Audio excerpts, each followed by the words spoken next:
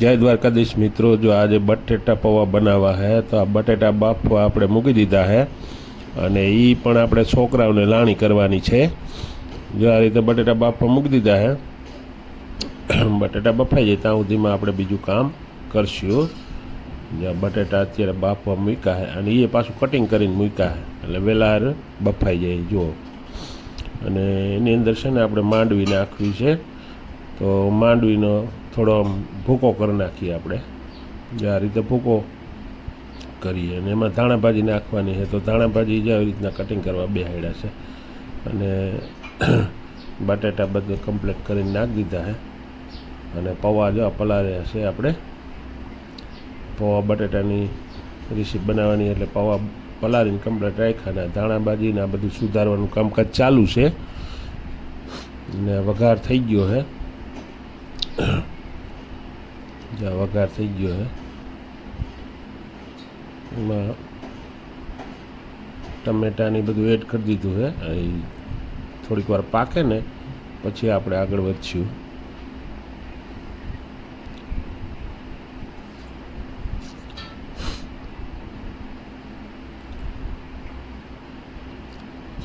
એમાં મસાલા એડ કર્યા, હળદર, ધાણા જીરું, મરચું, નિમક આ બધું એડ કરી દીધું, સમજી ગયા। આ બધું એડ કર્યું, હવે થોડુંક વાર સાતરવા દઈએ।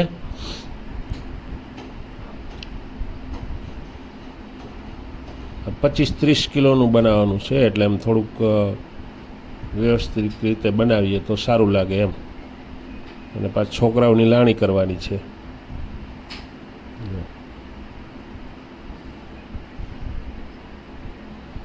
આ રીતે જોઈ આ વઘાર થઈ ગયો ને એમાં થોડુંક પાણી એડ કરી દીધું છે। થોડીક વાર સાતરી લઈએ ને પછી આપણે એમાં બટેટા એડ કરવાના છે। અત્યારે તો મસાલા નાખીને બધું કમ્પ્લીટ કર્યું છે।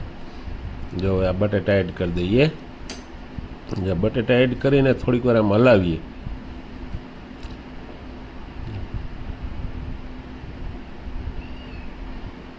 જો બટેટા છે ને થોડુંક આપણે હલાવીએ ને, આમ તો બાફેલા છે એટલે કંઈ ઉપાધિ જેવું છે નહીં, એને થોડીક વાર આમ હલાવી અને મિક્સ કરી નાખીએ એટલે વઘાર બધા એમાં હરખો થઈ જાય। પછી આપણે એમાં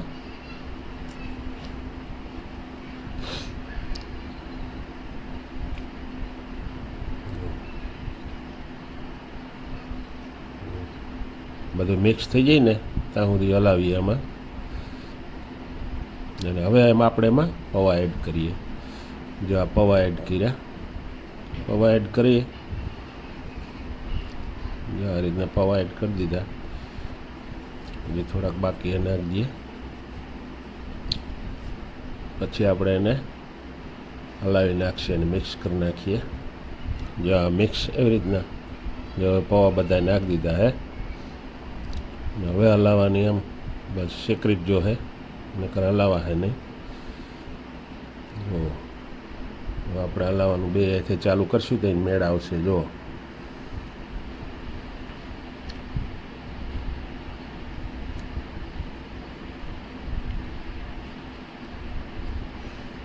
અને મિક્સ કરી નાખીએ ને બધું એક સરખું એટલે આપણા પૌવા બટેટા તૈયાર થશે।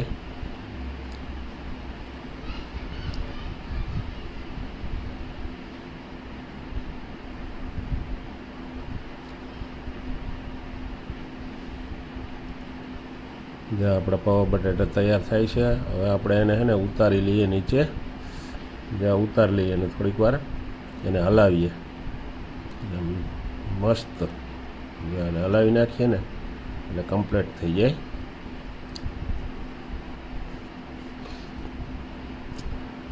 તો અમારી રેસીપી કેવી લાગે એ ઉપરથી તમે લાઈક, શેર ને સબસ્ક્રાઈબ કરજો એટલે અમને પણ સારું લાગે। અને આ રીતે બને છે પૌવા બટેટા, અને તમે પણ બનાવજો।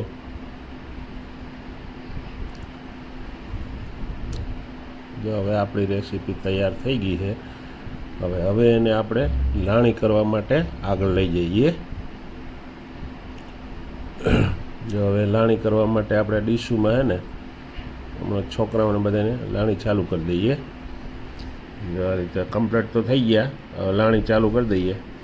આ ડીશું ભરી અને છોકરાઓને આપવાની.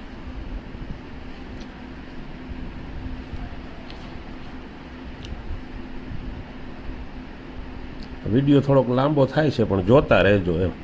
એટલે આમ તો બહુ લાંબો ન કહેવાય, 5-6 મિનિટનો વિડીયો એટલે સારો જ કહેવાય. જો હવે આપણે હે ને બધું કમ્પ્લીટ થઈને હવે લાણીનો જો આ માલ ડીશુમાં ભરીને છોકરાઓને લાણી ચાલુ કરી દઈએ. જો આ બધા હે ને અત્યારે લાણી કરવા માટે બેસી ગયા હે અને છોકરાએ હમણાં મનસે લેવા જો આ બધા મીંડા આવ્યા લેવા જો છે ને.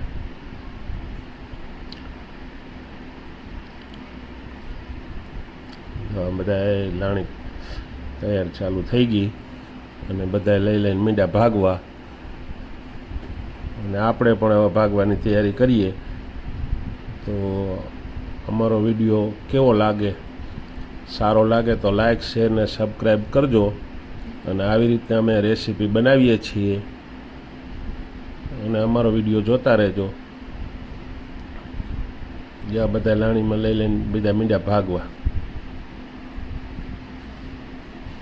તો આ હતી અમારી રેસીપી અને આ રીતે લાણી કરી. જો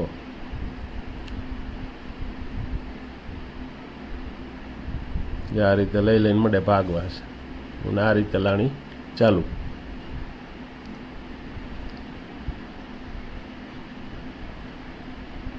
જ્યાં બધા છોકરા લઈને બેહીને નાસ્તો કરે છે.